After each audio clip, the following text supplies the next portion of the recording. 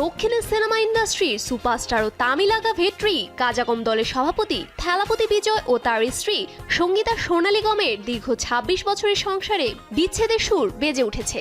আর সেই আলোচনা সমালোচনার মাঝে অভিনেত্রী তৃষা কৃষ্ণাঙ্গনের সঙ্গে অভিনেতার একসঙ্গে পথ চলা নতুন করে বিতর্কের জন্ম দিয়েছে, যা বিজয়ের রাজনৈতিক ক্যারিয়ারে বড় বিপর্যয় বলে মনে করছেন সিনেমা বোদ্ধারা। গত ডিসেম্বরে বিজয়ের স্ত্রী সঙ্গীতা আদালতে বিবাহ বিচ্ছেদের আবেদন করার পর এই প্রথম বিজয় ও তৃষাকে এভাবে জনসম্মুখে একসঙ্গে দেখা গেছে।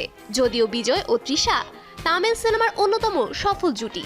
এ নিয়ে থেলাপতি জানান, তাকে নিয়ে যেসব সমস্যার কথা শোনা গেছে সেগুলো নিয়ে চিন্তা করার কিছুই নেই। তার নিজের সমস্যার কথা ভেবে সময় নষ্ট না করার পরামর্শ দিয়েছেন তিনি।